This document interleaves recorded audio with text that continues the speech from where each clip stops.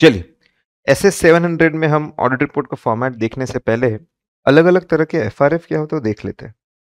Financial reporting framework होता क्या है?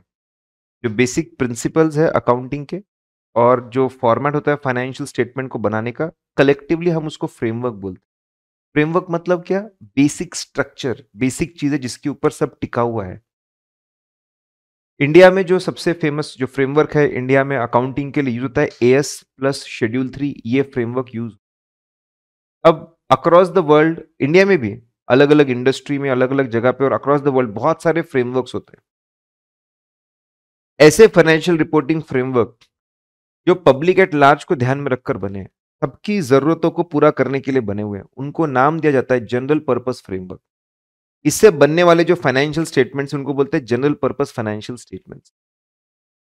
जैसे एएस, आईएफआरएस, यूएस गैप ये सब जनरल पर्पस फ्रेमवर्क्स हैं। इसकी जो ऑडिट रिपोर्ट होती है, ऐसे फाइनेंशियल स्टेटमेंट के ऊपर जो ऑडिट रिपोर्ट दी जाती है, उसको सिर्फ ऐसे 700 लगता है।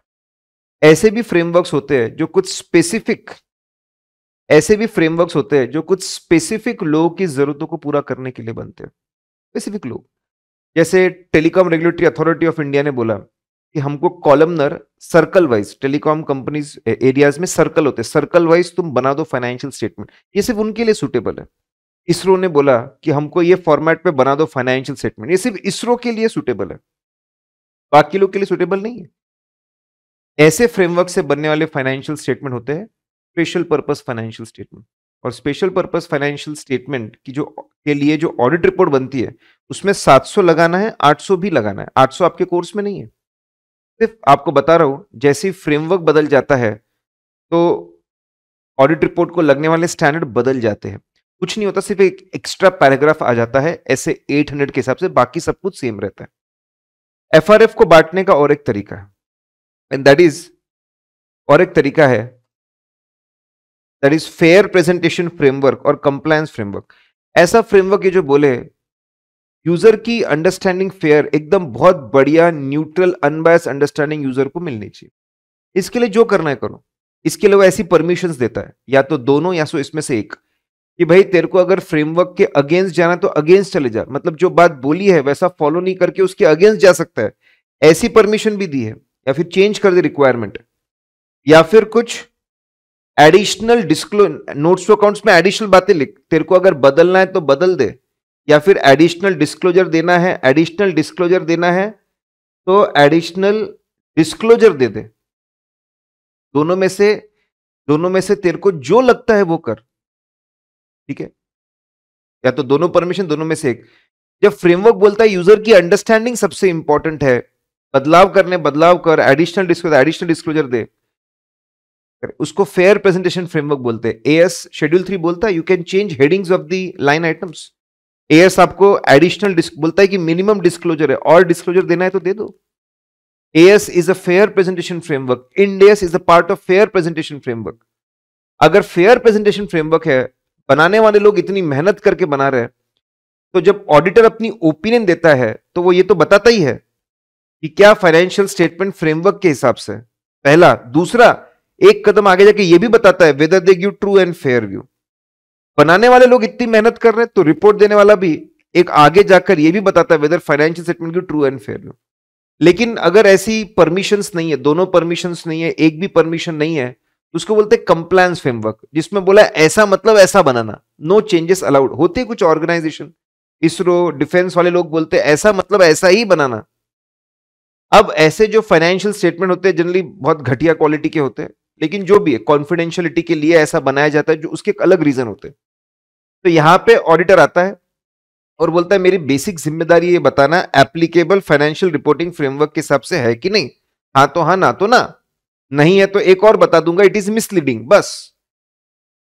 फेयर वर्ड यूज नहीं करूंगा, उसको कंप्लायंस फ्रेमवर्क। तो मैं बताया तो फ्रेमवर्क जैसे बदलता है तो उसके हिसाब से आपकी जो वर्डिंग्स होती है ओपिनियन की वो भी बदल जाती है। डिफरेंट फॉर्म ऑफ ओपिनियन, अगर हम ऑडिट करने गए, हमको धनादन सफिशिएंट अप्रोप्रिएट इंफॉर्मेशन मिल गई, सफिशिएंट अप्रोप्रिएट इंफॉर्मेशन हमको मिल जाती है, और we get all the information, और जाके कोई मटेरियल मिसस्टेटमेंट भी नहीं मिल रहा है, नो मटेरियल मिसस्टेटमेंट, तो बहुत बड़े हम अनमॉडिफाइड ओपन देते हैं। मॉडिफाई कब करते हैं? इसके दो रीजन हो सकते हैं।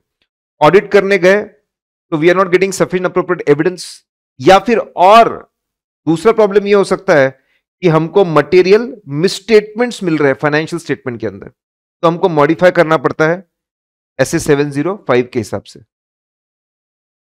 देखिए एसए 700 शुरू करें उसके पहले हमको टाइप्स ऑफ फ्रेमवर्क समझना जरूरी है।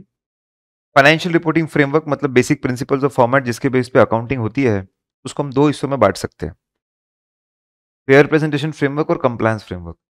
जब फ्रेमवर्क ऐसा बोले, यूजर की अंडरस्टैंडिंग सबसे इंपॉर्टेंट चीज है। ठीक है, अंडरस्टैंडिंग के लिए आपको अगर हम जो रिक्वायरमेंट्स बोल रहे हैं, मेथड्स बोल रहे हैं, प्रिंसिपल्स बोल रहे हैं, उससे कुछ अलग करना है वो कर सकते हो, या फिर ऐसा बोले कि अगर आपको एडिशनल कुछ बातें करनी है, डिस्क्लोजर देना है, वो कर सकते हो। ऐसे दोनों में से कोई भी परमिशन अगर दे दे फ्रेमवर्क, तो वो महान फ्रेमवर्क है, उसको फेयर प्रेजेंटेशन फ्रेमवर्क बोलते हैं। इंडिया में शेड्यूल 3 बोलता है कि आप हेडिंग्स बदल सकते हो, एएस बोल सकता है कि आप एडिशनल डिस्क्लोजर दे सकते हो, महान फ्रेमवर्क है। ठीक है, ऐसे केस में अकाउंटेंट दिल खोलकर अकाउंटिंग करता है प्रॉपर अंडरस्टैंडिंग देने के लिए, हम भी दिल खोलकर ओपिनियन देते हैं फाइनेंशियल स्टेटमेंट्स की ट्रू एंड फेयर व्यू। एक कदम आगे जाकर हम लोग बात करते हैं। कंप्लायंस फ्रेमवर्क मतलब ऐसा है, मतलब ऐसा है, ना चेंजेस कर सकते हो ना एडिशन कर सकते हैं, बहुत ही रिस्ट्रिक्टेड फ्रेमवर्क होता है। डिफेंस कंपनीज और जहां पे सीक्रेसी बहुत इंपॉर्टेंट है, वहां पे ऐसा फ्रेमवर्क होता है।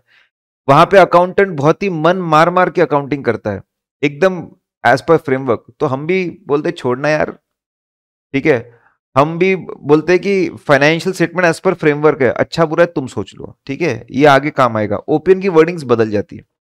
अब 700 के अंदर सबसे पहले दिया हुआ है एलिमेंट्स, टाइटल क्या होना चाहिए? Independent auditors report. फिर एड्रेस ही एज पर लॉ होना चाहिए, लॉ नहीं तो रेगुलेशन, रेगुलेशन नहीं तो फिर अग्रीमेंट में क्या लिखा है, नहीं तो जो आपके अपॉइंटिंग अथॉरिटी है उनको आप कर दो। इंडिया में शेयर होल्डर्स के लिए कि भाई शेयर होल्डर्स को ध्यान में रख के इसको बनाया गया है, खास उनके लिए बनाया गया है।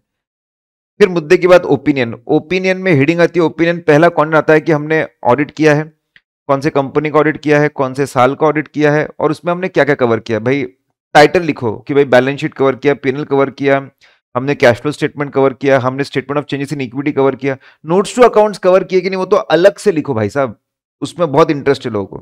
तो इनिशियल पॉइंट हो गया। फिर अल्टीमेटली ओपिनियन की वर्डिंग आती है।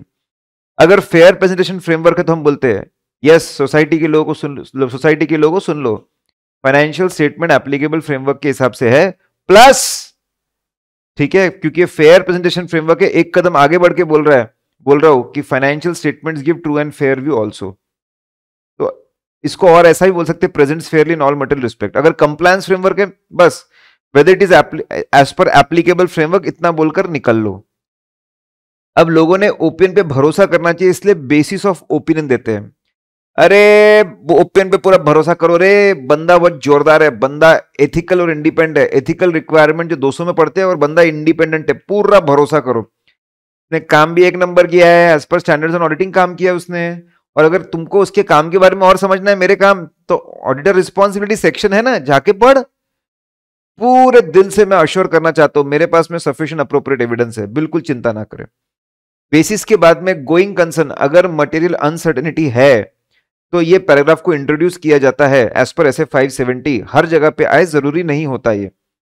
की ऑडिट मैटर भी सबको एप्लीकेबल नहीं होता, कुछ ही कंपनियों को एप्लीकेबल होता है, ठीक है। ऐसे 701 में इसके बारे में हम लोग और पढ़ेंगे। अब कंफ्यूजन क्लियर होना चाहिए, कंफ्यूजन नहीं होना चाहिए, इसलिए हम लोग पहले ही क्लैरिफाई करते हैं। भाई साहब मैनेजमेंट जिम्मेदारी, जिसकी भी जिम्मेदारी है फाइनेंशियल स्टेटमेंट बना, मैनेजमेंट तो मैनेजमेंट, टीसीडब्ल्यू तो टीसीडब्ल्यू जी, उनकी जिम्मेदारी हेडिंग डाल देते हैं और उसमें लिखते हैं फाइनेंशियल स्टेटमेंट को बनाना फेयर प्रेजेंटेशन फ्रेमवर्क के हिसाब से, ठीक है, और बनाना, और वो अगर फेयर प्रेजेंटेशन फ्रेमवर्क है और वो क्या ट्रू एंड फेयर व्यू दे रहे कि नहीं दे रहे, ये सब बनाना अच्छे से मैनेजमेंट की जिम्मेदारी है। और अगर कंप्लायंस फ्रेमवर्क है तो उसके हिसाब से बनाना भी उनकी जिम्मेदारी है। ये बनाने के लिए आपको सोचना पड़ता है, बहुत इंपॉर्टेंट, कि इंटरनल कंट्रोल सिस्टम बनानी पड़ती है, वो भी उनकी जिम्मेदारी। गोइंग कंसर्न बराबर है क्या, उसके हिसाब से अकाउंटिंग करनी पड़ती है, वो भी वही सोचेंगे। और एग्जैक्टली कौन है वो लोग, उनको आइडेंटिफाई करो। ऑडिट कमिटी है वो लोग, बोर्ड ऑफ डायरेक्टर्स है, कोऑपरेटिव सोसाइटी में गवर्निंग बॉडी है, एग्जैक्टली कौन लोग हैं जिनकी जिम्मेदारी थी है, उनका उनका उनके ग्रुप का नाम आप वहां पे लिख दो। तो पहले क्लियर कर दो भैया मैनेजमेंट की जिम्मेदारी। फिर आते हैं ऑडिटर की जिम्मेदारी, उसमें 3 बातें बताता है। ऑब्जेक्टिव, भाई हमारा मेन काम तो ओपिनियन देना है। ओपिनियन देने के लिए हम क्या करते हैं वो और बता दो। हम रीजनेबल अश्योरेंस से पता करते हैं कि फाइनेंशियल स्टेटमेंट में मटेरियल मिसस्टेटमेंट्स है कि नहीं है। भाई हमने ओपिनियन तो दे दिया, उसको अचीव करने के लिए हम लोग क्या करते हैं, रीजनेबल अश्योरेंस से पता लगाते हैं कि मटेरियल मिसस्टेटमेंट है कि नहीं है। रीजनेबल अश्योरेंस का मतलब समझा दो, मटेरियलिटी मतलब क्या समझा दो, मिसस्टेटमेंट मतलब क्या समझा दो। ठीक है, हमारे ऑब्जेक्टिव को और एक्सप्लेन करते हैं हम लोग, ऑब्जेक्टिव के पॉइंट, ये वही पॉइंट है, पॉइंट नंबर 2, 3, 4 जो हमने ऐसे 200 में पढ़े थे, ये यहीं पे ऑडिट रिपोर्ट में हमेशा लिखना पड़ता है।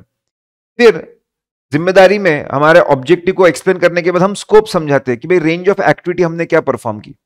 इसमें पहले अरे ऑडिटर एक नंबर आदमी है, पहले ही बता दिया था कि वो एथिकल इंडिपेंडेंट है, अब बता रहे हैं उसने अपने जजमेंट सारे सोच समझ के बनाए हैं, सोच समझ के जजमेंट बनाया। पूरे ऑडिट में वो अलर्ट था, हर जानकारी मिलने पे वो अलर्ट था और उसने अपने जजमेंट सोच समझ के बनाए, वो बताते। ऑडिटर जोरदार आदमी है। प्रोसेस, अरे उसने रिस्क असेसमेंट मारा यार, रिस्क ऑफ मटेरियल मिसस्टेटमेंट निकाला है, सभी तरह की रिस्क निकाली है, फ्रॉड रिस्क कितनी है, कोल्यूजन की रिस्क, ओवरराइड की रिस्क कितनी है, top management middle level management में कोल्यूजन की रिस्क कितनी है, फिर फॉर्जरी की रिस्क कितनी है, सभी तरह की रिस्क निकाले उसने।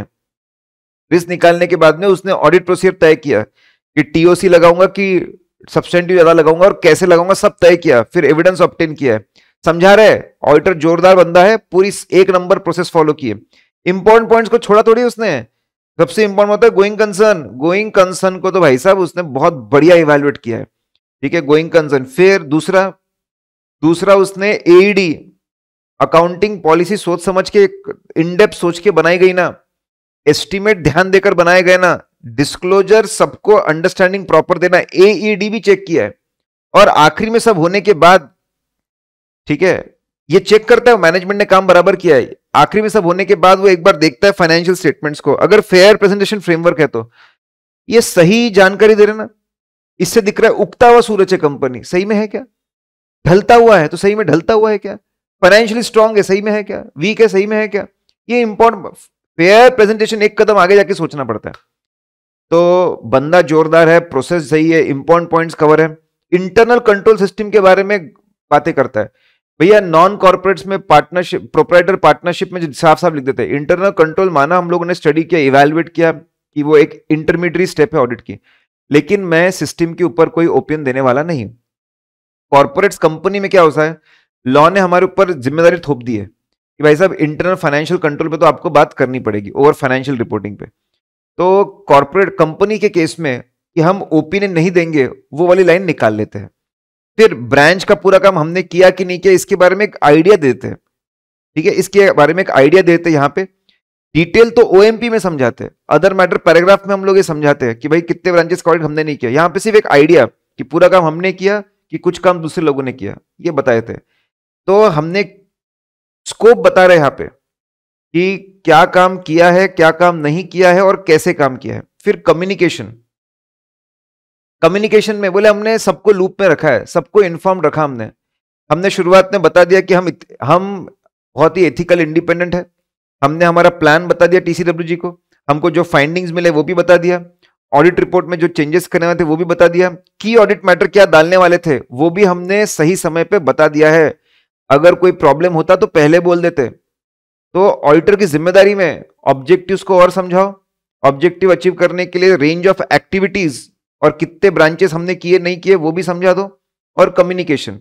ये जो आखिरी के दो एरियाज है ना, ये वाले, ये जो आखिरी के दो एरियाज है, इसमें ऑप्शन है, या तो ये रिपोर्ट में ही लिख लो, या तो फिर ये अपेंडिक्स एनेक्सचर में डाल दो रिपोर्ट में, या फिर वेबसाइट पे आप उसको पोस्ट कर दो और उसको बता दो कि वेबसाइट पे कहां पे पोस्टेड है, उसकी लिंक दे दो यहाँ पे।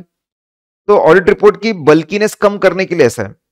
फिर लॉ भी बोलता है कि ऑडिट रिपोर्ट में कुछ बातें लिखो, लॉ रूल्स रेगुलेशन के हिसाब से जो बातें लिखनी पड़ती है उसके लिए और एक पार्ट बनाया जाता है, report on other legal and regulatory requirement.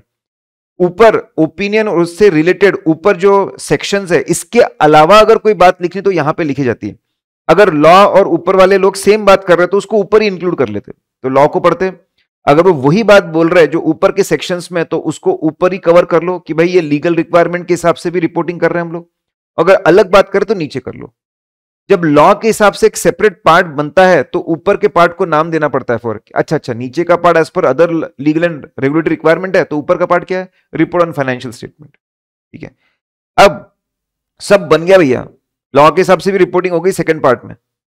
अब आपको सिग्नेचर, भाई सिग्नेचर दो आपके दोनों नाम देने पड़े। इंडिया में फर्म के नाम भी देना पड़ता है, फर्म का नाम भी देना पड़ता है और पार्टनर का नाम भी देना पड़ता है, और दोनों के रजिस्ट्रेशन भी नंबर रहते हैं। तो दोनों के नाम, दोनों के रजिस्ट्रेशन नंबर आएंगे, आपकी सिग्नेचर आएगी, फिर आपका सिग्नेचर डेट आएगा, आपका डेट इंपॉर्टेंट है कि कब ऑडिट खत्म हो रहा है, और फिर आपका प्लेस आएगा, सिग्नेचर, डेट और प्लेस।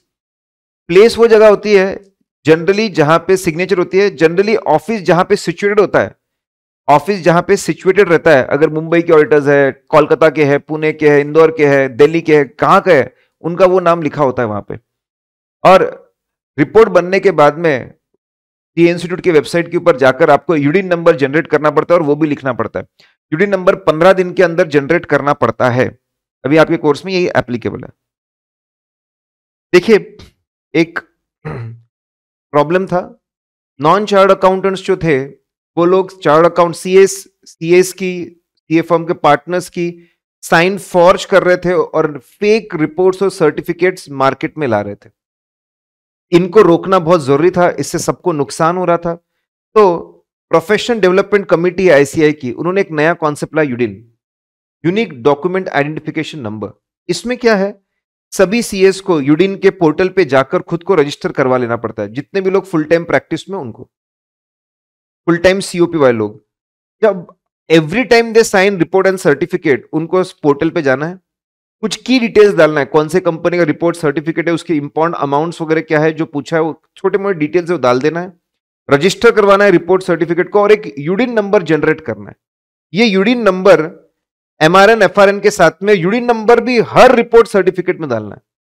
अब ये नंबर सिर्फ जो असली चार्ट अकाउंटेंट है वही जनरेट कर सकते हैं, जो फेक वाले वो नहीं कर सकते, तो प्रॉब्लम सॉल्व हो गया। ये मैंडेटरी है सभी सर्टिफिकेट्स और रिपोर्ट्स को, काफी 2019 से ये मैंडेटरी हो चुका है। देखिए, अगर कभी कभी ऐसा होता है कि ऑडिट रिपोर्ट का पूरा फॉर्मेट लॉ के अंदर दिया होता है, जैसे टैक्स ऑडिट में पूरा फॉर्मेट लॉ के अंदर दिया है, हो सकता है ऐसा, तो इसमें क्या करेंगे, डेफिनेटली अगर लॉ का फॉर्मेट है तो law override standards on auditing, हमको तो वही फॉलो करना पड़ेगा, उसके हिसाब से चलना पड़ेगा क्या। लेकिन उस ऑडिट रिपोर्ट में हम लिखेंगे कि हमने ऑडिट स्टैंडर्ड्स ऑन ऑडिटिंग के हिसाब से क्या लिखेंगे, ऐसा कि ये audit report as per standards on auditing है, पूरा ऑडिट एसएस के हिसाब से। अगर बेसिक एलिमेंट्स पूरे कवर होते हैं, टाइटल से लेके आखिरी तक, अगर बेसिक एलिमेंट्स पूरे कवर होते हैं, टेम्पररी एलिमेंट्स छोड़ दो, गोइंग कंसर्न और की ऑडिट मैटर, अगर होते हैं तो उसका रेफरेंस देंगे, नहीं होते तो नहीं देंगे। जैसे इंडिया में टैक्स ऑडिट में बेसिक जो रिपोर्ट है लॉ के अंदर दी है, उसमें मैनेजमेंट रिस्पॉन्सिबिलिटी और ऑडिटर रिस्पॉन्सिबिलिटी सेक्शन ही नहीं है, तो वहां पे हम स्टैंडर्ड्स ऑन ऑडिटिंग का कहीं पर भी रेफरेंस नहीं देते। We don't give reference to standards on auditing, no. ये ऑडिट रिपोर्ट और सर्टिफिकेट में क्या फर्क होता है? देखिए, जब हम लोग पूरे फाइनेंशियल स्टेटमेंट्स को एग्जामिन करते हैं, ठीक है, उसके लिए हम प्रोसीजर्स परफॉर्म करते हैं, उसके लिए एविडेंस जमा करते हैं, उसको स्टडी करके हम पूरे फाइनेंशियल स्टेट जजमेंट लगाकर, बहुत सारा जजमेंट लगाकर जब हम फाइनेंशियल स्टेटमेंट पे ओपिनियन देते हैं, तो उस डॉक्यूमेंट को हम लोग रिपोर्ट बोलते हैं। जब हम लोग लिमिटेड जानकारी चेक करते हैं, जैसे सिर्फ एक्सपोर्ट चेक किया, सिर्फ मैनेजरियल रेम्यूनरेशन चेक किया, सिर्फ टैक्स पेमेंट्स चेक किए, सिर्फ टर्नओवर चेक किया, और चेकिंग करके पूरे कॉन्फिडेंस के साथ, बिना किसी डाउट के, बिना किसी जजमेंट के, पूरे कॉन्फिडेंस के साथ we verify accuracy of the facts की एक्यूरेसी हम चेक करते, कमेंट करते उसके ऊपर, ठीक है, तो फिर हम लोग उसको सर्टिफिकेट बोलते। तो बेसिकली ठीक है, दोनों में प्रोसीजर्स परफॉर्म करते, दोनों में एविडेंस इकट्ठा करते, लेकिन एक में जजमेंट इन्वॉल्व है, एक में नहीं है, एक पे ओपिनियन देते, एक में एक्यूरेसी ऑफ फैक्ट्स पे हम लोग कमेंट करते, वी वाउच एक्यूरेसी। दोनों भी एविडेंस बेस्ड है, दोनों फैक्ट्स के ऊपर बेस्ड है, लेकिन एक में ओपिनियन दिया जा रहा है, एक में पूरे कॉन्फिडेंस के साथ एक्यूरेसी पे कमेंट करते हैं।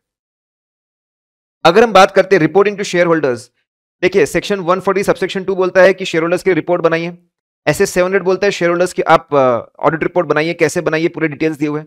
सेक्शन 143 की रिक्वायरमेंट ऑडिट रिपोर्ट बनाने की, और उसको बनाते हम एसएस 700 के हिसाब से, और उसमें क्या बातें लिखना एसएस 700 और लॉ में लिखा है, उसको दोनों को यूज करके पब्लिक एट लार्ज को देते हैं, ये पूरी रिपोर्ट अवेलेबल होती है। ऐसे 260 और स्टैंडर्ड्स, अलग अलग स्टैंडर्ड्स बोलते हैं कि आपने टीसीडब्ल्यूजी को कम्युनिकेशन करना चाहिए, उनसे बातचीत करनी चाहिए, सवाल जवाब करनी चाहिए, इंक्वायरी करनी चाहिए। ऐसे 260 में मेजर लिखा है, बाकी स्टैंडर्ड्स में भी लिखा है। ये जो उनको कम्युनिकेशन हम लोग करते हैं, ये ऐसे 260 के अंदर उसकी सारी बातें दी, अलग अलग स्टैंडर्ड्स में बातें लिखी है। ये कम्युनिकेशन एक कॉन्फिडेंशियल कम्युनिकेशन होता है, इंटरनल कम्युनिकेशन होता है, बाहर नहीं आता है। तो अगर आप समझेंगे तो एक कम्युनिकेशन पब्लिक डॉक्यूमेंट है, एक कॉन्फिडेंशियल डॉक्यूमेंट है, एक शेयर होल्डर्स के लिए, एक टीसीडब्ल्यूजी के लिए। एक में हम लोग फाइनेंशियल स्टेटमेंट पे ओपिनियन दे रहे हैं, एक में हम बहुत सारी डिफरेंट चर्चाएं करते हैं जो हमको ऑडिट में हेल्प करता है। देखिए, अगर ऑडिट रिपोर्ट बनानी है तो आपको पहले ओपिनियन बनाना पड़ेगा। अगर आपको ऑडिट रिपोर्ट बनानी है तो पहले आपको ओपिनियन बनाना पड़ेगा, फिर ओपिनियन को आप लिखोगे ना। क्या ओपिनियन बनाना पड़ता है? सोसाइटी बोलती है बताओ यार कि फाइनेंशियल स्टेटमेंट फ्रेमवर्क के हिसाब से है क्या एप्लीकेबल। अल्टीमेट ऑब्जेक्टिव बताना whether financial statements are as per applicable financial reporting framework, AS, Ind AS, IFRS जो भी है। और अगर फेयर प्रेजेंटेशन फ्रेमवर्क है तो एक कदम आगे जाकर बताना पड़ता है whether it is as per fair, whether it gives true and fair view. कैसे ओपन फ्रेम करें? सभी मटेरियल आइटम्स को जाकर ऑडिट प्रोसेस परफॉर्म करनी पड़ेगी कि उसमें कोई मटेरियल मिसस्टेटमेंट्स तो नहीं, are they free from material misstatements. ठीक है। और ये जो कंक्लूजन है ये रीजनेबल एश्योरेंस से बताना पड़ता है, हाई लेवल ऑफ कॉन्फिडेंस में। भाई क्या ओपिनियन बनाना है वो बताया। बनाने के लिए हमको मटेरियल आइटम्स को चेक करना पड़ेगा, are they free from material misstatement, reasonable assurance से पता करना पड़ेगा, ठीक है। उसके लिए क्या करना पड़ेगा? उसके लिए आपको सभी आइटम्स के लिए, मटेरियल आइटम्स के लिए आपको ऑडिट प्रोसीजर्स परफॉर्म करके सफिशिएंट अप्रोप्रिएट एविडेंस ऑब्टेन करना पड़ेगा। सभी मटेरियल आइटम्स के ऊपर ऑडिट प्रोसेस परफॉर्म करिए, एविडेंस ऑब्टेन करिए। एविडेंस के बेसिस पे आपको कंक्लूड करना पड़ेगा कि मटेरियल मिसस्टेटमेंट्स है कि नहीं, इंडिविजुअली और अग्रीगेट।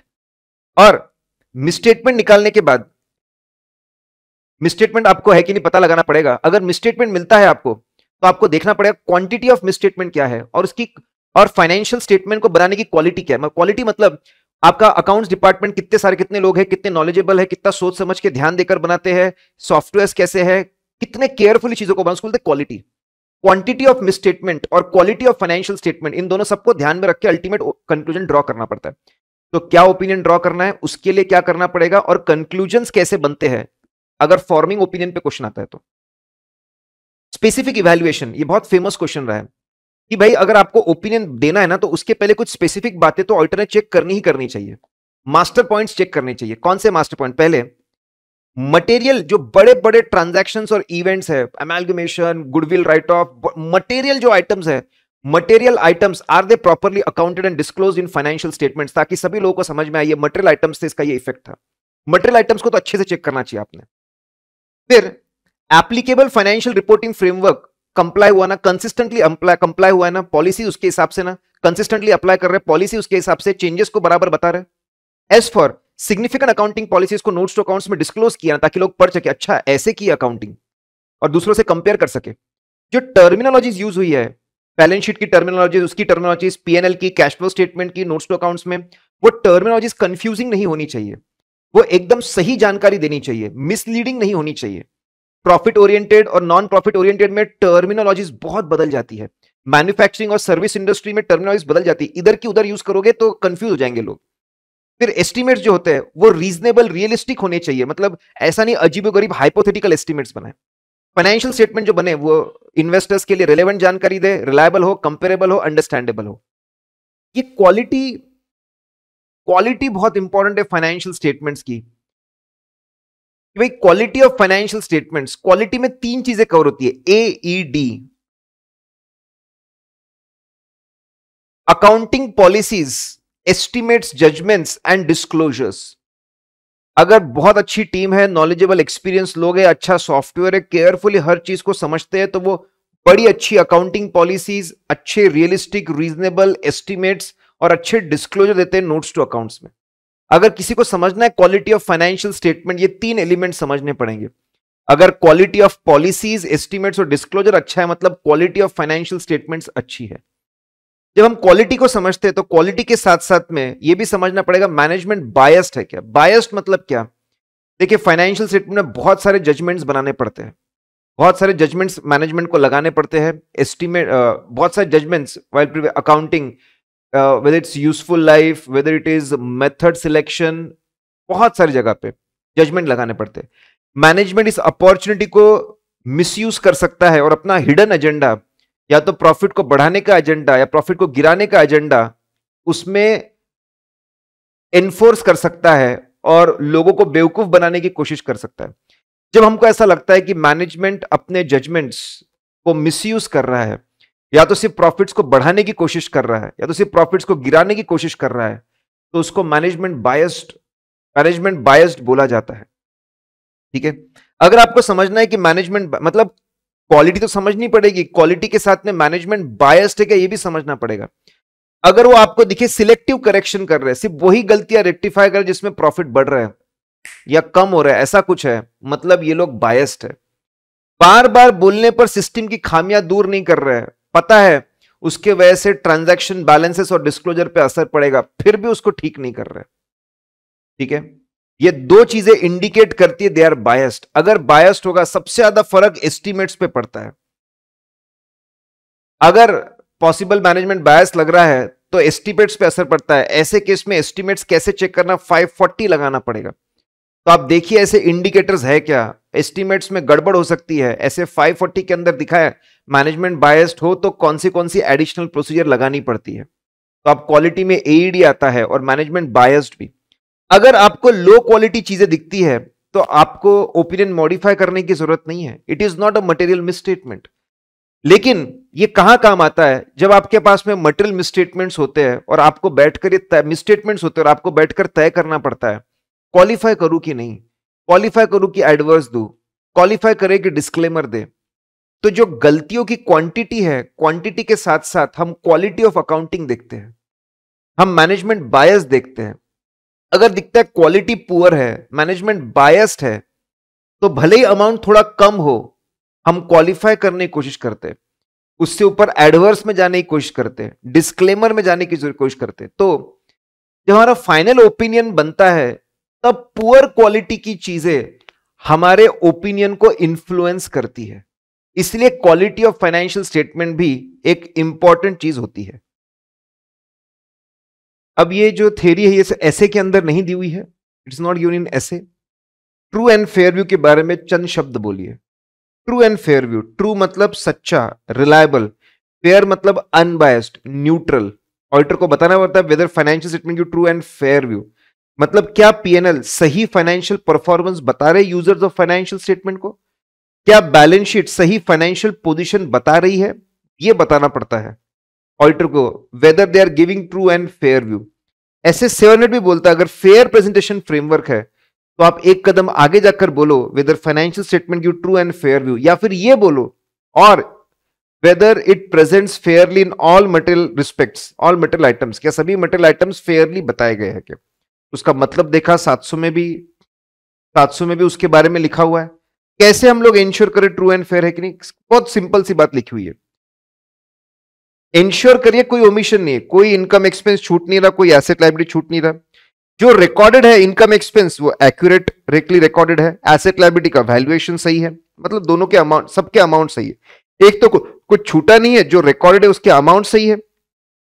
अकाउंटिंग पॉलिसी जो यूज की सब बनाने के लिए फ्रेमवर्क के हिसाब से सालों साल कंसिस्टेंटली फॉलो हो रही है, बहुत बढ़िया, कुछ छूटा नहीं है, अमाउंट सब सही है, पॉलिसी सही है, प्रेजेंटेशन डिस्क्लोजर्स सभी सारी इंपॉर्टेंट बातें बैलेंस शीट पैनल की बताई है ताकि लोगों के मन में कोई डाउट ना रहे और प्रॉपर अंडरस्टैंडिंग मिले इनकम एक्सपेंस एसेट लायबिलिटी की। डिस्क्लोजर्स सभी इंपॉर्टेंट बातें बता देते हैं और प्रॉपर अंडरस्टैंडिंग भी देते हैं। ऐसा अगर होगा तो फाइनेंशियल स्टेटमेंट अपने आप क्या देंगे, ट्रू एंड फेयर। ऐसे 701 एक स्पेशल सेक्शन की बात करता है, केएएम, सभी ऑडिट रिपोर्ट को यह नहीं लगता है, कुछ ही रिपोर्ट्स को यह लगता है। कौन सी रिपोर्ट, चलिए एक करके। अगर लॉ बोलेगा कि की ऑडिट मॉनिटर सेक्शन लगेगा तो डेफिनेटली लगेगा।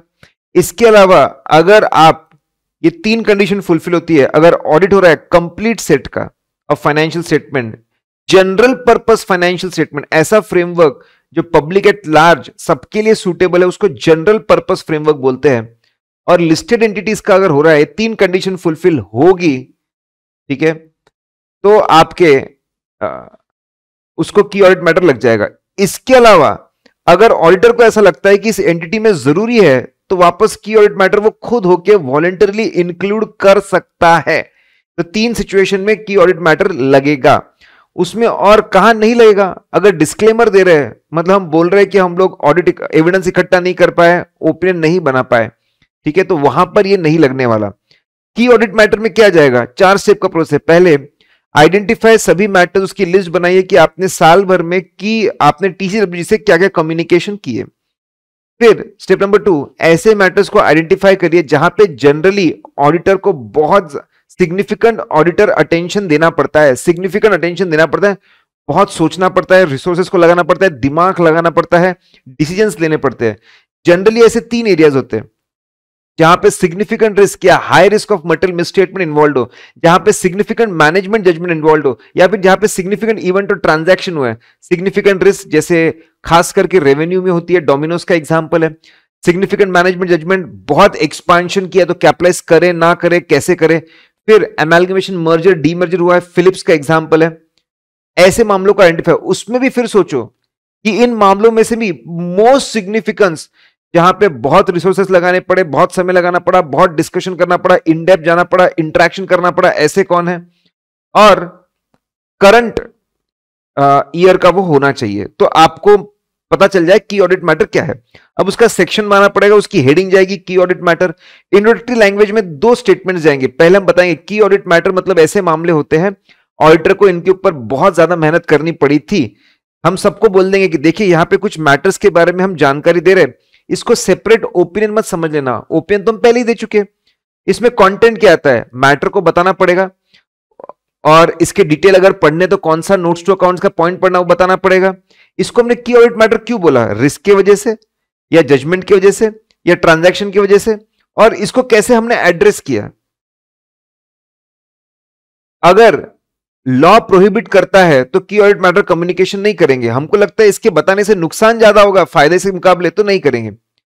अगर की ऑडिट मैटर, देखो की ऑडिट मैटर सेक्शन एप्लीकेबल है लेकिन कोई मैटर ही नहीं है, या फिर मैटर है लेकिन हम लोगों को बताना नहीं है, अगर ऐसा होगा तो की ऑडिट मैटर सेक्शन की हेडिंग डालनी पड़ेगी और वहां पे बात बतानी पड़ेगी कि की ऑडिट मैटर है ही नहीं, या फिर ये बताना पड़ेगा मैटर है लेकिन नहीं बता रहे, ये उसके रीजंस है। फिर इसकी रिलेशन क्या है बाकी पैराग्राफ्स के थ्रू। अगर कोई ऐसा मैटर है जो मॉडिफिकेशन का भी रीजन बन रहा है और की ऑडिट मैटर के लिए भी एलिजिबल है, तो उसको बेसिस में डालेंगे। की ऑडिट मैटर में सिर्फ रेफर करेंगे कि भाई इसमें हमको बहुत मेहनत करनी पड़ती है, बेसिस पैराग्राफ में देख लो। अगर गोइंग कंसर्न का मामला ऐसा है कि भाई मटेरियल अनसर्टेनिटी भी है और हमको मेहनत भी करनी पड़ी थी, दोनों के लिए एलिजिबल है, तो इसको भी वापस गोइंग कंसर्न में ही लिखो। आप की ऑडिट मैटर में सिर्फ रेफरेंस दे दो कि भाई डिटेल्स गोइंग कंसर्न में आपको मिल जाएंगे। मतलब अगर कोई मामला बेसिस वर्सेस केएम, बेसिस जीतता है, गोइंग कंसर्न वर्सेस केएम, वापस गोइंग कंसर्न जीतता है, सब लोग जीत रहे की ऑडिट मैटर से। लेकिन अगर कोई मामला ऐसा है जो एलिजिबल है के ऑडिट मैटर के लिए भी और ईएमपी ओएमपी में भी, तो वो की ऑडिट मैटर में ही जाएगा, वो जीतेगा। आप की ऑडिट मैटर को मिसयूज नहीं कर सकते, यू कैनॉट मिसयूज की ऑडिट मैटर, ठीक है। Fast moving consumer, fast moving goods and services, FMGS, fast moving goods and services. Financial statement के अंदर कुछ इंपॉर्टेंट बातें दी नहीं है, तो मैं काम करता ना की ऑडिट मैटर में वो सारी इंपॉर्टेंट इंफॉर्मेशन दे देता ताकि यूजर तक पहुंच जाए। ऐसी बातें मत करो, उसके लिए नहीं बनाई है, तुमने मेहनत करते वक्त क्या अच्छा किया वो बताने के लिए बना है। फाइनेंशियल स्टेटमेंट के अंदर क्या चीजें मिसिंग है, क्या चीजें गलत है, उसके लिए नहीं बनाया है, उसके लिए हमारे पास में है ना मॉडिफाइड ओपिनियन। अच्छा, अगर आपको ओपिनियन मॉडिफाई करना है, क्वालिफाई करना है, डिस्क्लेमर देना है, एडवर्स देना है, उसके लिए बेसिस पैराग्राफ ओपिनियन पैराग्राफ है, उसके एक्सप्लेनेशन के लिए बेसिस पैराग्राफ है। मॉडिफिकेशन वाली चीजें, प्रॉब्लम वाली चीजें यहां पे मत बताओ। फाइनेंशियल स्टेटमेंट की खामियां यहां पे नहीं बतानी है। अगर आपको मॉडिफाई करना उसके लिए सेपरेट पैराग्राफ है, की ऑडिट मैटर में मत डालो उसको। गोइंग कंसर्न के ऊपर अगर मटेरियल अनसर्टेनिटी है उसके लिए सेपरेट पैराग्राफ जाता है, material uncertainty of going concern, वो बातें यहां पे मत डालो। की ऑडिट मैटर पे हम लोग अलग अलग मुद्दों पे बात करते हैं कि भाई हमने कहां कहां पे कौन से एरिया में हमने बहुत मेहनत की। इसको आप सेपरेट ओपिनियन ट्रीट मत करिए, जो ओपिनियन देना था वो तो दे चुके हम लोग पहले ही। Don't treat it as a separate opinion. Financial statement की खामियां दूर मत यहां पे मत डालिए, मॉडिफाइड वाली चीजें यहां मत डालिए, गोइंग कंसर्न वाला चीजें यहां मत डालिए, सेपरेट ओपिनियन ट्रीट मत करिए। टीसीडब्ल्यूजी से कम्युनिकेशन, अगर आप की ऑडिट मैटर डालने वाले हो, पहले तो इनिशियली प्रिलिमिनरी इंफॉर्मेशन एक हिंट दे देनी चाहिए कि ये की ऑडिट मैटर डालने वाले, और फिर आपने की ऑडिट मैटर क्या डालने वाले, उसके प्रपोज वर्डिंग्स क्या है, सब ले जाकर, अगर की ऑडिट मैटर आपको मिला है तो की ऑडिट मैटर क्या रहेगा, उसकी प्रपोज वर्डिंग, ये सब टीसीडब्ल्यूजी को पहले देना चाहिए। उनको बताओ कि हम ऐसा सोच रहे हैं, आप आपके उच्च विचार हमारे साथ शेयर करो। अगर की ऑडिट मैटर नहीं है, की ऑडिट मैटर एप्लीकेबल था लेकिन इस साल कोई की ऑडिट मैटर है ही नहीं, तो उनको जाके बताओ कि हमने ऑडिट किया लेकिन इस साल ऑडिट करते वक्त ऐसा कोई की ऑडिट मैटर हमको नहीं मिला। मतलब बोल, उनको कम्युनिकेट तो करना ही करना है, मिला है तो भी कम्युनिकेट करना है, नहीं मिला है तो भी कम्युनिकेट करना है।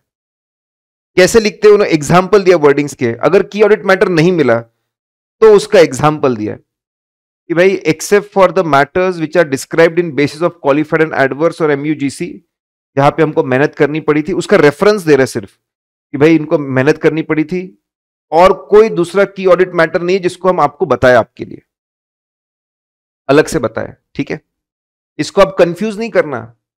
ठीक है, स्पेसिफिक चीजों के लिए स्पेसिफिक पैराग्राफ बने हुए वहां पे हम दे देते हैं, यहां पे हम सिर्फ रेफरेंस दे रहे हैं कि हां इन चीजों पे भी हमने मेहनत की थी, वो रिस्पेक्टिव पैराग्राफ में दिए हैं, वहां जाकर आप पढ़ लीजिए, वहां पे जाकर आप पढ़ लीजिए, इस पे भी हमने मेहनत की थी, इसके अलावा और कोई दूसरा की ऑडिट मैटर नहीं है। अलग अलग तरह के ओपिन होते हैं। अगर हम ऑडिट करने गए, सारे सबूत हमको मिल गए, कोई मटेरियल मिसस्टेटमेंट नहीं मिला, तो हम अनमॉडिफाइड अनक्वालिफाइड क्लीन देते हैं, फाइनेंशियल स्टेटमेंट की ट्रू एंड फेयर व्यू। लेकिन हम मॉडिफाई करना पड़ सकता है, ऑडिट करने गए हमको सबूत ही नहीं मिल रहा है, इक्का दुक्का जगह सबूत नहीं मिल रहा है। ठीक है, इक्का दुक्का जगह अगर सबूत नहीं मिलेंगे तो हम लोग, हाँ भाई सबूत नहीं मिल रहा है मटेरियल आइटम में, लेकिन pervasive across financial statement spread नहीं है, तो हम लोग क्वालिफाइड ओपन देते कि हाँ बस इतना छोड़ दो, बाकी सब सही है। सबूत की कमी अगर फैली हुई है पूरे फाइनेंशियल स्टेटमेंट में, हाथ खड़े कर देते, disclaimer we are not able to express opinion. अगर गलतियां इक्का दुक्का जगह है तो फिर क्वालिफाई कर देंगे, अगर गलतियां भर भर के फैली हुई है तो हम एडवर्स ओपिनियन दे देंगे। अगर हम लोग बात करते हैं परसुएसिव मैटर की, अगर हम लोग ये बात कर रहे हैं परसुएसिव, परसुएसिव नहीं, गलत हेडिंग है, यहां पे होना चाहिए परवेसिव होना चाहिए। परवेसिव, अगर बहुत सारे ऐसा सर मैटर ऐसी है, गलती ऐसी है, प्रॉब्लम ऐसा है कि बहुत सारे आइटम्स पे असर पड़ रहा है, तो वो हम लोग परवेसिव बोल देते हैं। एक ही मैटर को फर्क पड़ रहा है लेकिन वो मेजर पार्ट है फाइनेंशियल स्टेटमेंट का, उसको भी pervasive. Fundamental disclosure notes to account से गलत हो रहा है, उसको भी परवेसिव बोलते हैं। कभी ये मॉडिफिकेशन का असर क्या पड़ता है हमारे ऑडिट रिपोर्ट में? टाइटल के ऊपर कोई असर नहीं पड़ता, नो चेंज। एड्रेसी के ऊपर कोई असर नहीं पड़ता, नो चेंज। हाँ, रिपोर्ट ऑन फाइनेंशियल स्टेटमेंट जो हेडिंग आती है इस पे भी कोई असर नहीं पड़ता। ओपिनियन, डेफिनेटली ओपिनियन में तो फर्क पड़ेगा ही। ओपिनियन के हेडिंग के अंदर देखिए, ओपिनियन के हेडिंग में फर्क पड़ जाता है। क्वालिफाइड एडवर्स डिस्क्लेमर ओपिनियन वो बोलते हैं पहली लाइन। डिस्क्लेमर के केस में पहली लाइन में फर्क पड़ जाता है। हम लोग बोलते हैं we were engage to perform audit, कैसे बोल देंगे ऑडिट हमने परफॉर्म किया, we were engage to perform audit, ऐसा हम लोग लिखते हैं। ओपिनियन की वर्डिंग्स बदल जाती है। क्वालिफाइड में हम लोग क्या बोलते हैं, अगर मिसस्टेटमेंट है तो except effect of the matters which are explain in the basis of qualified opinion, बस इन मामलों को छोड़ दो, बाकी सब सही है। अगर सबूत की कमी थी तो एक्सेप्ट पॉसिबल इफेक्ट, भाई सबूत नहीं थे, पता ही नहीं चीजें सही गलत है, except possible effect of the matter as explained in the basis paragraph financial statement give true and fair view. फिर आपके एडवर्स में क्या होता है, because of significance of matter which are explain in the basis of adverse financial statement doesn't give true and fair view. Disclaimer में क्या बोलते हैं, because of significance of the matter explained in basis of disclaimer we were unable to get sufficient appropriate evidence, we are not able to form opinion on financial statements. फिर इसके बाद जो content होता है, ये आपका बेसिस फॉर ओपिनियन में heading बदल जाती है, base for qualified adverse disclaimer बोलते हैं। अब ये जो बेसिस पैराग्राफ है इसमें मजा आती है, रेगुलर चीजें तो होती है लेकिन यहां पे मुद्दा हम लोग समझाते हैं। अगर सबूत की कमी है तो हम बताते एग्जैक्टली कौन से एरिया में क्या सबूत की कमी है, क्यों सबूत की कमी है, वो हम लोग समझाते हैं।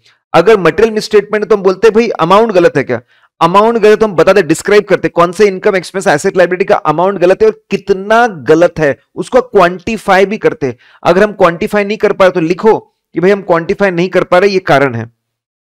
अगर नरेटिव, अगर नोट्स टू अकाउंट्स में कोई स्टेटमेंट लिखा है, कोई जानकारी है उसमें गड़बड़ है, तो आप बताइए कि कौन सा स्टेटमेंट गलत है और सही स्टेटमेंट क्या होना चाहिए था।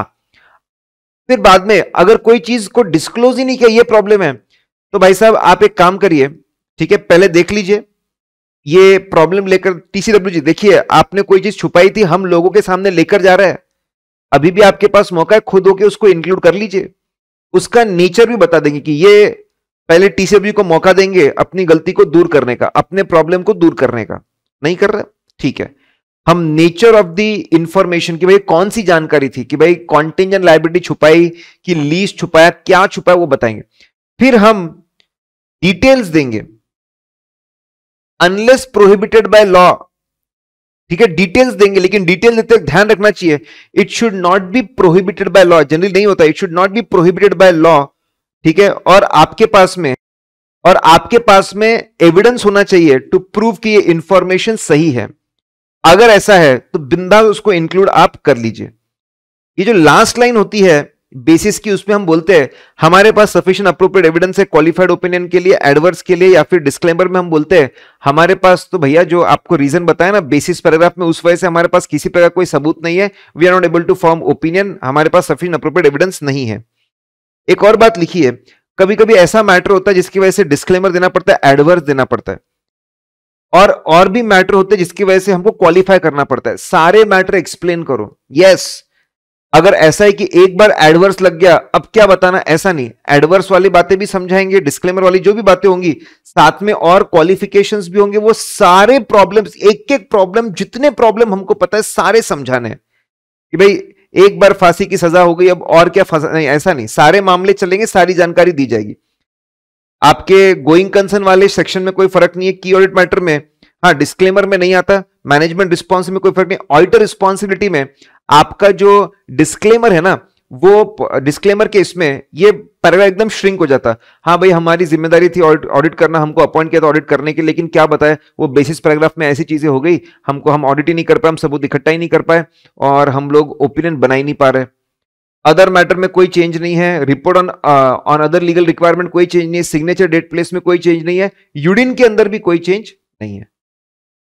कभी कभी मैनेजमेंट आता है और हमारे ऊपर रिस्ट्रिक्शन डाल देता है बहुत सारे, तुम हेड ऑफिस यहाँ नहीं हेड ऑफिस नहीं आ सकते, रिसर्च नहीं देख सकते, तुम गोडाउन में नहीं जा सकते, यहाँ मत जाओ वहां मत जाओ, इससे बात मत करो उससे बात मत करो, लिमिट कर देते, रिस्ट्रिक्ट कर देते, ठीक है, हमको ऑडिट अच्छे से नहीं करने दे रहे। अगर वो लिमिट लगाते हैं, रिस्ट्रिक्शन लगाते हैं हमारे स्कोप में, मतलब रेंज ऑफ एक्टिविटीज जो हम परफॉर्म करते हैं उसमें अगर ऐसा करते हैं, हम उनको बोलेंगे इसको दूर कर दीजिए। अगर वो इसको दूर कर देंगे तो हम प्रॉपर ऑडिट प्रोसीजर परफॉर्म कर लेंगे, डन। अगर वो इसको दूर नहीं करेंगे तो हम ये कंप्लेंट लेकर टीसीडब्ल्यू जी के पास जाएंगे कि तुम्हारा मैनेजमेंट बहुत निकम्मा नालायक है, हमको काम करने नहीं दे रहा है, और ऑल्टरनेटिव प्रोसीजर लगाना शुरू कर देंगे। ठीक है, अब टीसीडब्ल्यू जी भी कुछ नहीं किया, अगर ऑल्टरनेटिव ऑडिट प्रोसीजर से भी हमको एविडेंस नहीं मिल रहा है, प्रॉब्लम था हम गए उनकी तरफ लेकिन फिर भी रिजॉल्व नहीं हुआ, अगर उसका परवेसिव इफेक्ट नहीं है तो क्वालिफाई करेंगे। परवेसिव इफेक्ट है, पूरे फाइनेंशियल स्टेटमेंट फैला हुआ है, अभी तो हम अर्ली स्टेजेस में ही है, विड्रॉ कर लीजिए, अभी तो हम अर्ली स्टेजेस में ही है, विड्रॉ कर लीजिए। और अगर लेटर स्टेज में है, इतना काम कर चुके हैं, आखिरी इसमें है, क्या विड्रॉ करेंगे, कंक्लूजन स्टेज पे है, डिस्क्लेमर दे दीजिए, डिस्क्लेमर देके बाहर निकलिए। चलिए, ऐसे 706 दो तरह के पैराग्राफ्स के बारे में बात करता है, एम्फेसिस ऑफ मैटर और अदर मैटर, दोनों को साइड बाय साइड हम लोग चल देखते हैं। अगर हमको फाइनेंशियल स्टेटमेंट के अंदर कोई इंफॉर्मेशन स्पेसिफिकली लिखी हुई है, कोई इनकम एक्सपेंस एसेट लायबिलिटी या कोई नोट्स टू अकाउंट, उसको हाईलाइट करना है ताकि लोगों की understanding of financial statement improve हो, तो हम लोग ईएमपी डालते हैं। ठीक है, ये डेफिनेशन पार्ट यहाँ पे दिया है। फिर वैसे ही ओएमपी की डेफिनेशन है, अगर हमको कोई ऐसी बात है, कोई ऐसी चीज है जो फाइनेंशियल स्टेटमेंट के अंदर नहीं दी हुई है, ऑडिट से रिलेटेड है, जिससे लोगों की understanding of the auditors responsibilities और auditors procedures and evaluation, audit की अंडरस्टैंडिंग इंप्रूव होगी, तो हम लोगों ने अदर मैटर पैराग्राफ डालना चाहिए। एग्जाम्पल मैं आपको बताता हूं, सबसे पहले ईएमपी के एग्जाम्पल, जैसे पिछले साल कोई गलती थी उसको रेक्टिफाई किया, अचानक बहुत कोई प्रॉफिट लॉस आ गया, हम लोगों को बताना चाहते हैं कि देखो पिछले साल के वजह से कोई प्रॉफिट लॉस आया है, उस चीज को हाईलाइट कराते ईएमपी डाल दो। फिर करंट ईयर में एमैल्गमेशन हुआ है, याद रखने के लिए फ्लो बनाया, करंट ईयर के लिए एमैल्गमेशन हुआ है, उसको हाईलाइट करने के लिए ईएमपी डाल दो। करंट ईयर में कैटास्ट्रॉफ है, उसके लिए ईएमपी डाल दो। एंड ऑफ द ईयर नया अकाउंटिंग स्टैंडर्ड लगाया है, या फिर कोई लिटिगेशन है, उसको हाईलाइट करने के लिए ईएमपी डालो। साल खत्म होने के बाद सब्सिक्वेंट इवेंट की वजह से रिवीजन हुआ है, उसके लिए आप ईएमपी डाल सकते हो। तो अगर कुछ हाईलाइट करना है फाइनेंशियल स्टेटमेंट के अंदर का तो ईएमपी डाल दो। अगर आपको हाईलाइट करना है जो नहीं दिया हुआ है फाइनेंशियल स्टेटमेंट के अंदर लेकिन ऑडिट की अंडरस्टैंडिंग इंप्रूव होगी, जैसे अगर ये बताना है पिछले साल ऑडिट हुआ ही नहीं था, पिछले साल ऑडिट किसी और ने किया था प्रीडेसेसर ऑडिटर, करंट ईयर के ब्रांचेस का ऑडिट हमने नहीं किया किसी और ने किया, साल खत्म होने के बाद में साल खत्म हो रहा है, हम एक से ज्यादा फाइनेंशियल स्टेटमेंट पे साइन कर रहे हैं उसी कंपनी के, क्योंकि एक आईएफआरएस के हिसाब से एक यूएस गैप के हिसाब से ये बात लोगों को बताना चाहते हैं। हम नहीं चाहते कि हमारी ऑडिट रिपोर्ट बहुत सारे लोग रेफर करें, लिमिटेड लोगों के लिए बनाई है, रिस्ट्रिक्शन ऑन डिस्ट्रीब्यूशन यूसेज है, इस बात को डालना चाहते हैं। फिर से हम ओएमपी डाल सकते हैं। तो ऑडिट रिलेटेड बातों को हाईलाइट करना तो ओएमपी डालो। दोनों कंडीशन सिमिलर से कंडीशन है। अगर आप ईएमपी डालना चाहते हो बिंदास डालो, लेकिन एक बात का ख्याल रखो, गलती वाली चीजें बेसिस ऑफ ओपिनियन में जाती है। गलती वाली चीजें आप फाइनेंशियल स्टेटमेंट के अंदर की बात कर रहे हैं, गलती वाली चीजें यहां पे मत लिख लो, बेसिस में लिख लेना। और एक बात ध्यान रखो, अगर कोई मैटर ऐसा है कि वो ईएमपी के लिए भी एलिजिबल है और की ऑडिट मैटर के लिए भी एलिजिबल है तो की ऑडिट मैटर जीतेगा। ओएमपी में हम बोलते हैं कि भाई साहब आप कुछ ऐसी जानकारी देने वाले हो जो फाइनेंशियल स्टेटमेंट में नहीं है, तो आप देखो कॉन्फिडेंशियलिटी कोई लॉ प्रोहिबिट तो नहीं कर रहा है इसको। यहां पर भी वही बात लिखी है कि अगर कोई मामला ओएमपी के लिए भी एलिजिबल है और की ऑडिट मैटर के लिए भी एलिजिबल है तो की ऑडिट मैटर में ही वो जाएगा। अभी अगर मैं दोनों कंटेंट की बात करता हूं, दोनों के अगर मैं कंटेंट की बात करता हूं, सिंपल कंटेंट को मैं कंपेयर कर रहा हूं, ईएमपी की हेडिंग जाती है ईएमपी, ओएमपी की हेडिंग जाती है ओएमपी। अगर मल्टीपल ईएमपी है तो EMP prior period, EMP amalgamation, OMP branch audit, OMP previous year audit, ऐसा आप उसमें मल्टीपल हेडिंग्स सेम है, दोनों में डिस्क्रिप्शन देना पड़ता है। फर्क कहां पे? बस इतनी चीज दोनों में आती है, कुछ एडिशनल चीजें, 2 पॉइंट एडिशनल सिर्फ आपके ईएमपी में ही आते हैं कि भाई रेफरेंस दिया जाता है नोट्स अकाउंट का, जिस नोट को हम हाईलाइट कर रहे थे उसका रेफरेंस दिया जाता है, वो खास बात है। और साथ में लिखा जाता है मानता हूं फाइनेंशियल स्टेटमेंट के अंदर की बात कर रहा हूं लेकिन मैं मेरा ओपिनियन मॉडिफाई नहीं कर रहा हूं। फिर इनका प्लेसमेंट कहां पे होगा, ये बड़ी इंटरेस्टिंग चीज है। अगर कोई ईएमपी फाइनेंशियल रिपोर्टिंग फ्रेमवर्क से रिलेटेड है, जैसे हम एएस से इंडियस पे शिफ्ट हो रहे हैं, तो उसको बेसिस पैराग्राफ के जस्ट नीचे लिखते हैं, मतलब की ऑडिट मैटर के भी ऊपर हो गया, वो इतना इंपॉर्टेंस होता है।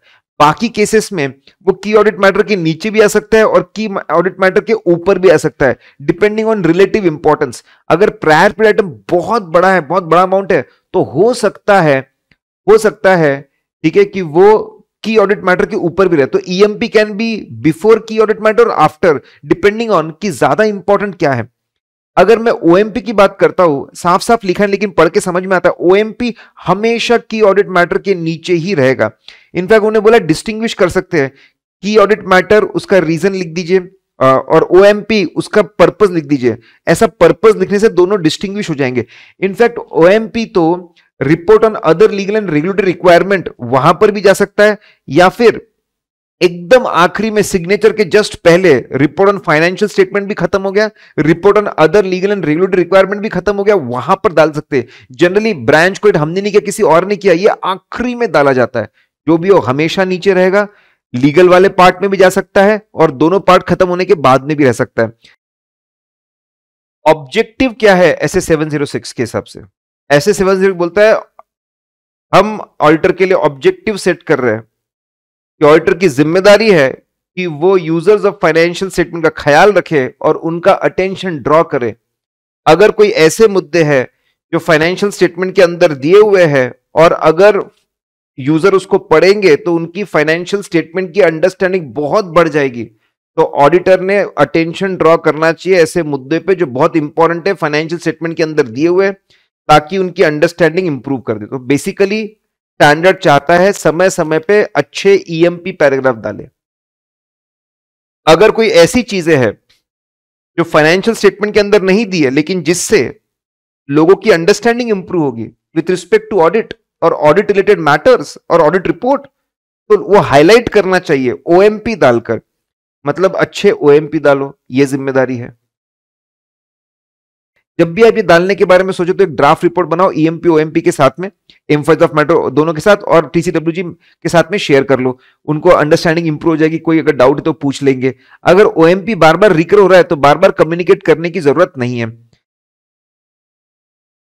ऐसे 710 फाइनेंशियल स्टेटमेंट में पिछले साल की जानकारी दी जाती है कंपैरिजन के लिए, ताकि हमको पता चले ग्रोथ है कि डिक्लाइन है। उसको बोलते हैं कंपैरेटिव फाइनेंशियल इंफॉर्मेशन। उसको कंपैरेटिव फाइनेंशियल इंफॉर्मेशन बोला जाता है। इसको बताने के दो अप्रोच होते हैं, दो तरीके से इसको बताया जा सकता है। दो अप्रोच है, एक है फाइनेंशियल स्टेटमेंट अप्रोच, एक है corresponding figure approach. Comparative financial statement approach, एक करस्पॉन्डिंग फिगर। मैं एक को फाइनेंशियल स्टेटमेंट अप्रोच बोलूंगा, एक को करस्पॉन्डिंग फिगर अप्रोच बोलूंगा, ठीक है। एक अप्रोच ये बोलता है, अब ये अप्रोच कहां दी जाती है? फाइनेंशियल रिपोर्टिंग फ्रेमवर्क में दी जाती है कि कौन सी अप्रोच फॉलो करना है। कभी कभी फ्रेमवर्क में ऐसा लिखा होता है कि आप पिछले साल की डिटेल्ड इंफॉर्मेशन दीजिए, डिटेल्ड इंफॉर्मेशन भर भर के पिछले साल के बारे में बताइए। उसको उतना ही इंपॉर्टेंस दीजिए जितना करंट ईयर को देता है। करंट ईयर की सिग्निफिकेंट अकाउंटिंग पॉलिसी लिखी ना, पिछले साल की भी सिग्निफिकेंट अकाउंटिंग पॉलिसी अलग से बताओ। जितने डिटेल करंट ईयर के उतने डिटेल वहां पर दो। मतलब अगर कोई पिछले साल की इंफॉर्मेशन देखो, अपने आप पे वो एक सेपरेट फाइनेंशियल स्टेटमेंट है, इतनी जानकारी उसको स्टैंड अलोन इंटरप्रेट कर सकते हैं। जब बनाने वाले लोग इतना इंपॉर्टेंस दे रहे पिछले साल को, तो ऑडिट रिपोर्ट हम लोग जब बनाते तो आप करंट ईयर पे भी इंट्रो पैराग्राफ में करंट ईयर के साथ साथ प्रीवियस ईयर को भी रेफर करो। ओपिनियन करंट ईयर के साथ साथ पिछले साल पर भी दो। इंट्रो में और ओपिनियन में दोनों को रेफर करो। प्रोस्पेक्टस में 5-5 साल के देते हैं, तो इंट्रो और ओपिनियन 5-5 ईयर के ऊपर दिए जाते हैं। उसको फाइनेंशियल स्टेटमेंट अप्रोच बोलते हैं। लेकिन जब ऐसा बोला जाए पिछले साल की कोई डिटेल इंफॉर्मेशन नहीं देनी है, कोई इतना इंपॉर्टेंस देने की जरूरत नहीं है, वो सिर्फ ऐसी कंपैरिजन के लिए, जहां जहां करंट ईयर की इंफॉर्मेशन रहती है ब्रैकेट में पिछले साल के दे देने का, अलग से उसका कुछ बताने का नहीं। जब उसको इतनी इंपॉर्टेंस नहीं मिलती है, वो अपने आप में कोई सेपरेट फाइनेंशियल स्टेटमेंट नहीं है, उसका अलग से हम कोई इंटरप्रिटेशन नहीं कर सकते, तो उसको बोलते हैं अरे it is not a separate financial statement, it is a part of current year financial statement. उसको बोलते हैं करस्पॉन्डिंग फिगर्स। बस ऐसी फिगर्स है कुछ। ऐसे केस में जब उनको इतना इंपॉर्टेंस नहीं मिलता, तो हम लोग इंट्रो और ओपिनियन में सिर्फ करंट ईयर को रेफर करते। Across the world corresponding figure approach famous है। हर किसी को करंट ईयर की इंफॉर्मेशन में ही इंपॉर्टेंस है, पिछले साल में किसी को इतना इंपॉर्टेंस नहीं होता। फ्रेमवर्क्स अक्रॉस द वर्ल्ड बोलते पूरा फोकस करंट ईयर पे डालो। पिछले साल के लिए पिछले साल की फाइनेंशियल स्टेटमेंट है ना, अक्रॉस द वर्ल्ड सब लोग करस्पॉन्डिंग फिगर अप्रोच से ही चलते हैं। हमारा शेड्यूल 3 भी एक लाइन लिखता है, wherever current year information is given you should give previous year information also. तो करस्पॉन्डिंग फिगर अप्रोच बहुत फेमस है। ये कंपैरेटिव्स, ये जो स्टैंडर्ड है, ये रिपोर्टिंग कैसे करना है बताता है। ये नहीं बताता कि आप 2 साल का ऑडिट करो। No no no no no. अगर आप पिछले साल को रेफर कर रहे हो फाइनेंशियल स्टेटमेंट अप्रोच में, उस पर ओपिनियन दे रहे हो, वो तभी कर सकते हो जब आपने पिछले साल का भी ऑडिट किया है। कभी कभी ऐसा होगा कि आपने पिछले साल का ऑडिट ही नहीं किया, तो ऐसे केस में आप दोनों साल पे रेफर नहीं कर पाओगे। आपको ओएमपी डालना पड़ेगा, और ओएमपी डालकर आपको एक्सप्लेन करना पड़ेगा कि पिछले साल का ऑडिट हुआ ही नहीं है, कि पिछले साल का ऑडिट किसी और ने किया है, प्रीडिसेसर ऑडिटर, उसने कैसा ओपिनियन दिया, क्या रीजन दिया, क्या डेट थी ऑडिट रिपोर्ट की, यह भी बताना पड़ेगा। तो it is not a audit approach, it is a reporting approach. 710 क्या बोलता है? 710 बोलता है ऑडिटर का ऑब्जेक्टिव है कि वो ऑडिट प्रोसीजर लगाकर बढ़िया, सफिशिएंट और अप्रोप्रिएट ऑडिट एविडेंस इकट्ठा करे। बढ़िया, sufficient, appropriate audit evidence obtain करे। ठीक है, अब ऑडिट एविडेंस ऑब्टेन करे रिगार्डिंग कंपैरेटिव फाइनेंशियल इंफॉर्मेशन। फिर इसके बाद में, और इसके अलावा कंपैरेटिव्स के ऊपर प्रॉपर रिपोर्टिंग करते रहे। सही है तो फिर रिपोर्टिंग क्या करना, कुछ गलती मिली तो क्या रिपोर्टिंग करना, बराबर मतलब 2 जिम्मेदारियां है, तू बराबर चेक भी कर उसको और रिपोर्टिंग भी कर उसको लेकर। कंपैरेटिव फाइनेंशियल इंफॉर्मेशन को चेक करने की ऑडिट प्रोसीजर क्या है, या फिर हम अगर बोलेंगे कि करस्पॉन्डिंग कंपैरेटिव फाइनेंशियल स्टेटमेंट को चेक करने की प्रोसीजर, या करस्पॉन्डिंग फिगर को चेक करने की प्रोसीजर, सब एक ही आंसर है उसका, एक ही जवाब है इसका। बेसिक इवैल्यूएशन क्या है? एकदम सिंपल है। बेसिक इवैल्यूएशन क्या है? बेसिक इवैल्यूएशन कि आप जाकर पहले एप्लीकेबल फाइनेंशियल रिपोर्टिंग फ्रेमवर्क को जाकर पढ़ो। देखो वो क्या बोल रहा है, देखो वो क्या बोल रहा है, व्हाट इट इज सेइंग, कि कंपैरेटिव्स की क्या क्या जानकारी देनी चाहिए, उतनी जानकारी दी है क्या, वो देख लो। जैसा फ्रेमवर्क में बोला है वैसा फॉलो कर रहे क्या? जो पिछले साल की इंफॉर्मेशन उसको पिछले साल के books of accounts financial statement से मैच कर लो, अग्री कर लो। देखो उसकी अकाउंटिंग पॉलिसी क्या थी, see what was the accounting policy and whether that accounting policy is consistently followed, क्या उसको कंसिस्टेंटली फॉलो किया गया कि नहीं किया गया, उसको चेक कर लो। अगर चेंज है it should be justified, notes to accounts में डिस्क्लोजर देना चाहिए। अगर शक है आपके मन में कि that there is a possible material misstatement, तो फिर आप ऐसे सिचुएशन में आप एडिशनल ऑडिट प्रोसीजर जितनी चाहे उतनी ऑडिट प्रोसीजर लगाओ और सच्चाई बाहर निकालो। इंक्वायरी करना है, इंस्पेक्शन करना है, रिकम्पिटिशन करना है, रीपरफॉर्मेंस करना है, एक्सपर्ट को लाना है, जो करना है कर, और सच्चाई को पता लगा। अगर मटेरियल मिसस्टेटमेंट मिलती है पिछले सालों में, तो पिछले साल के फाइनेंशियल स्टेटमेंट रिवाइज करने पड़ेंगे। It should be revised as per ऐसे 560 सब्सीक्वेंट इवेंट्स। कोई और होगा तो कोई और रिवाइज्ड फाइनेंशियल स्टेटमेंट पे रिपोर्ट देगा, हम है तो हम करेंगे। जनरली एजीएम के पहले रिवीजन ऑफ फाइनेंशियल स्टेटमेंट और रिवाइज्ड ऑडिट रिपोर्ट पॉसिबल है, अगर पुरानी गलतियां मिलती है तो। एजीएम अगर हो जाती है, ठीक है, ऐसे केस में अगर एजीएम हो जाती है ना, तो ऐसे केस में फाइनेंशियल स्टेटमेंट को रिवाइज करना पॉसिबल नहीं है। It is not possible to revise financial statements, ठीक है। तो हम लोगों ने क्या करना, तो फिर ऐसे केस में मैंने बहुत थोड़ा मुश्किल होता है। जनरली लोग अगले साल में रेक्टिफिकेशन की एंट्री पास कर लेते हैं, अगले साल में रेक्टिफिकेशन की एंट्री पास कर लेते हैं और उसको प्रायर पीरियड आइटम मान लेते हैं। तो आप कुछ बेसिक ऑडिट प्रोसीजर परफॉर्म करिए, एडिशनल ऑडिट प्रोसीजर अगर मिसस्टेटमेंट की भनक लगती है तो, और फिर रेक्टिफिकेशन करें। आखिरी में रिटर्न रिप्रेजेंटेशन लगता है, जितने साल को रेफर करोगे सबका रिटर्न रिप्रेजेंटेशन।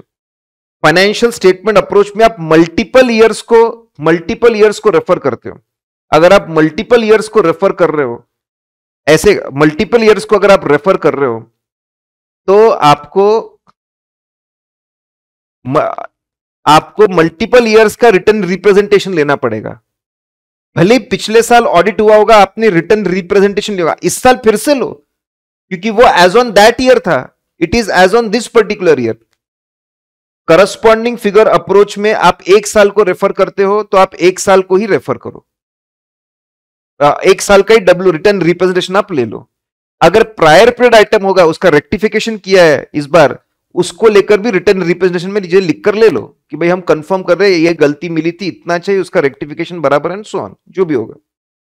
अब देखिए रिपोर्टिंग को लेकर ये चार्ट में थोड़ा सा आप चेंजेस करते रहना, जैसे मैंने मार्किंग की हुई है।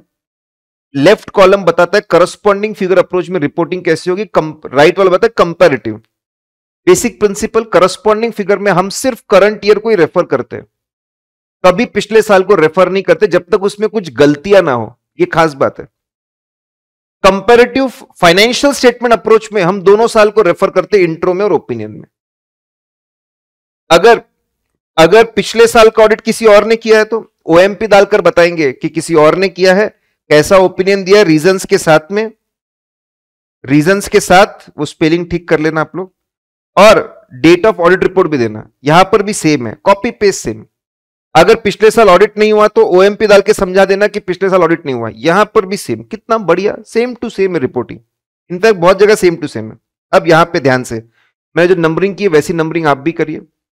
अगर ऑडिट करते वक्त हमको पिछले साल की कुछ गलतियां मिली, पिछले साल हमको मिला कि डेप्रिसिएशन चार्ज नहीं किया था, पिछले साल हमको मिला लॉटरी इनकम सेल्स में डाल दी, मैनेजमेंट को बोलेंगे रेक्टिफाई कर दो, रेक्टिफाई कर दिया, बहुत बढ़िया। अगर वो रिजॉल्व नहीं होता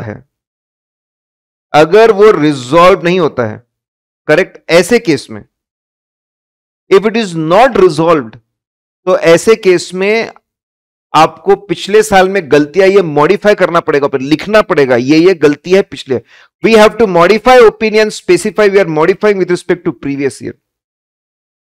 इस साल पे इंपैक्ट है तो क्या करेगा, उसके बारे में साइलेंट है, हमको सेम अप्रोच फॉलो करना पड़ेगा।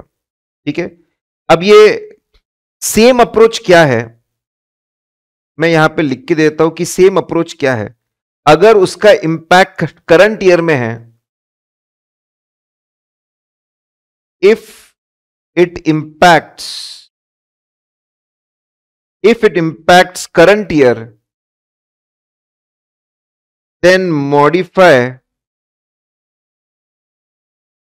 with respect to current year also। Current year में भी गलती ऐसा बताओ अगर है तो, जैसे सेल्स, पिछले साल लॉटरी इनकम को सेल्स पे डाला, उसका इस साल पे कोई इंपैक्ट नहीं है, लेकिन पिछले साल अगर डेप्रिसिएशन चार्ज नहीं किया तो उसका इंपैक्ट करंट ईयर में भी आएगा। तो हम बोलेंगे पिछले साल की भी चीजें गलत है, इतनी इतनी गलत है, इस साल की भी चीजें गलत है, इतनी इतनी गलत है। तो एकदम मोटा मोटी पिछले साल में गलती मिली, उनको बोलने का रिजॉल्व करने का, रिजॉल्व नहीं किया पिछले साल में गलती है बोलने का, उसका इंपैक्ट करंट ईयर में तो करंट ईयर को भी करने का।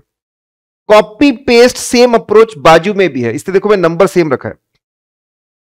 अगर इधर भी कंपैरेटिव फाइनेंशियल स्टेटमेंट अप्रोच में भी ऐसा हुआ, पिछले साल में गलती मिली, जाके रिजॉल्व करवाने का, if resolve copy paste same, no need to report anything, कुछ रिपोर्ट करने की जरूरत नहीं है, रिवाइज कर दिया उसने, पुरानी गलतियों को ठीक कर दिया, बहुत बढ़िया। ठीक है, पुराने रिजॉल्व हो गया है, पुराने रिवाइज्ड ऑडिट रिपोर्ट बना दी है, प्रीडिसेसर ऑडिटर ने रिवाइज रिपोर्ट भी सब कुछ हो गया, हम सिर्फ, ठीक है, करंट ईयर में कुछ भी हम लोग रिपोर्ट नहीं करेंगे। We will not report anything, no need to report anything, clean एकदम। लेकिन अगर वो रिजॉल्व नहीं करते तो modify with respect to previous year, और अगर उसका इंपैक्ट हो रहा होगा करंट ईयर में भी, तो करंट ईयर के इसके ऊपर भी हम इंपैक्ट लेंगे, लिखेंगे करंट ईयर में भी इतनी इतनी गलती है।